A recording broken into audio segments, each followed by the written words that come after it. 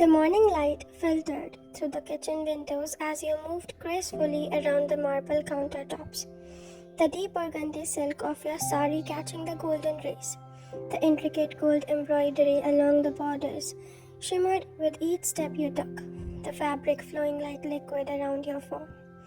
You had chosen this particular saree deliberately, not for him, you told yourself, but because it made you feel powerful and beautiful. Even if he refused to see it, the silence between you and Taeyong had stretched through the night and into this morning, heavy and suffocating. His words from the previous evening still echoed in your mind.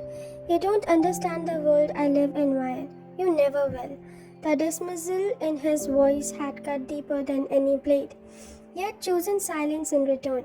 Let Kim Tae-young, the feared mafia boss who commanded respect with a single glance, try to navigate a world where you weren't there to soften his edges.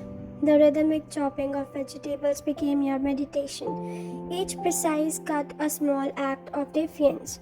You were preparing his favorite meal, not out of forgiveness, but because routine was your anchor in the storm of his dangerous world. Smells incredible in here.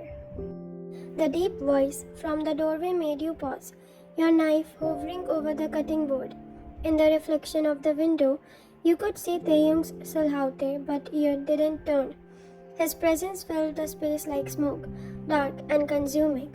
You resumed chopping, the sound sharp in the tense air.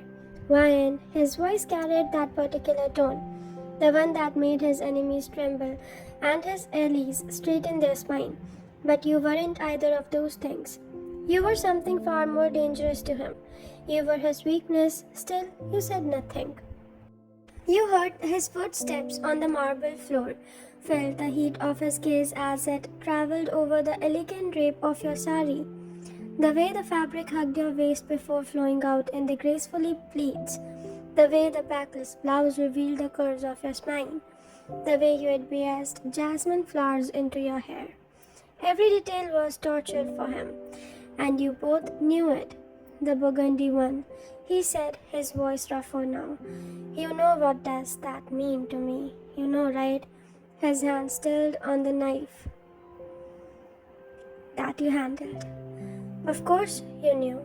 You had seen the way his jaw clenched whenever you wore saris, the way his usually cold eyes would heat with barely contained warmth.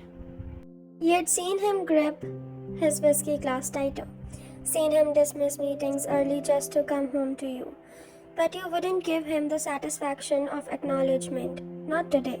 The sound of the front door opening broke the tension, followed by familiar laughter echoing through the house. Tae, where are you, brother? Jimin's voice carried down the hallway and you felt Taeyoung's posture shift behind you. His friends' visits were rare. The life they led didn't allow for casual social calls. Kitchen. Taeyong called back, his eyes never leaving you. Jimin's footsteps approached and you finally turned, offering him a genuine smile. The first smile to grace your lips since the arrangement and the argument. Jimin, what a pleasant surprise. Ryan, Jimin's face lit up as he entered the kitchen, his eyes immediately taking in your appearance. You look absolutely stunning. That sari. Hey, how do you get any work done with such beauty in your house? The compliment was innocent, friendly, but you saw Taeyong's reflection in the window go dangerously still. His hands, which had been casually resting at his sides, slowly curled into fist. Thank you, Jimin, you replied firmly, moving to pour him tea. You're too kind. Not kind, just honest, Jimin continued, seemingly oblivious to the storm brewing behind him. I swear, if I had someone like you waiting at home, I'd never leave.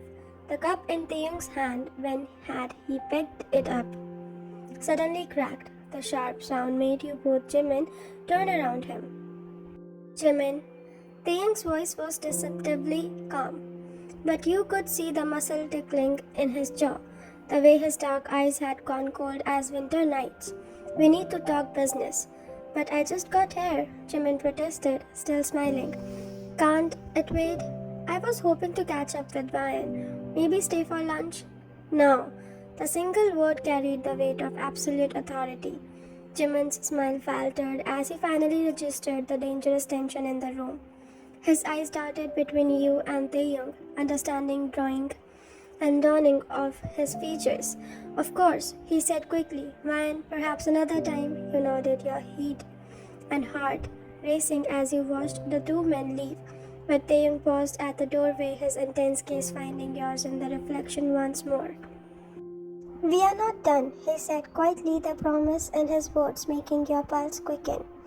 Then he was gone, leaving you alone with the scent of jasmine and the knowledge that the storm between you was far from over.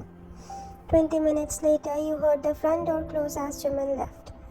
The house fell silent except for the soft bubbling of the curry on the stove. You knew Taeyong was coming back.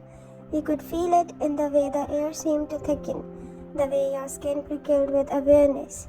His footsteps on the marble were deliberate, measured. When he appeared in the doorway again, he had removed his suit jacket, his white shirt rolled up to his elbows. There was something predatory in the way he moved, like a panther stalking its prey. You enjoyed that, he said, his voice low and dangerous. You kept your back to him, stirring the key with studied concentration. Enjoyed what? His attention, his compliments.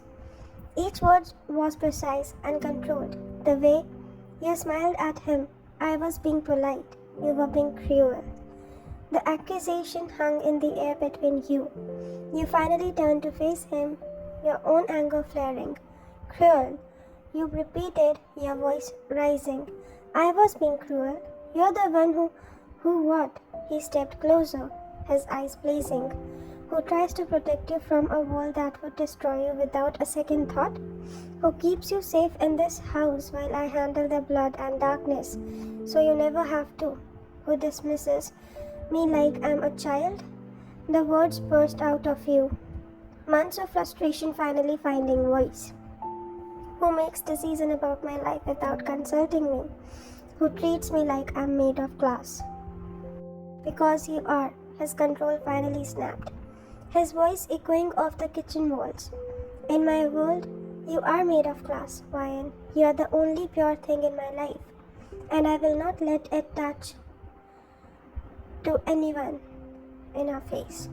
The silence that followed was deafening. You stared at each other, both breathing hard, the weight of unspoken truth settling between you two. But that's not your choice to make, you said softly, your voice steady despite the tears threatening to fall.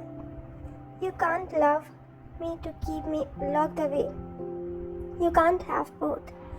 Something shifted in his expression, the cold mask slipping to reveal the man underneath, vulnerable, afraid, desperately in love. I can't lose you, he whispered, and the raw honesty in his voice nearly broke your heart. Then don't push me away, he moved then, crossing the space between you in two quick strides. His hand framed your face, thumbs tracing the curve of your cheekbones. The saree, he murmured, his voice rough with emotion. Do you know what it does to me when you wear them? How impossible it is to think of anything else. Your breath caught at his fingers, traced the edge of your blouse. Following the line of embroidery, you're so beautiful, it hurts. He continued, his forehead resting against yours. And when other men look at you, when they see what I see, I want to burn the world down. Taeyong. I'm sorry, he breathed against your lips. For last night, for the words I said.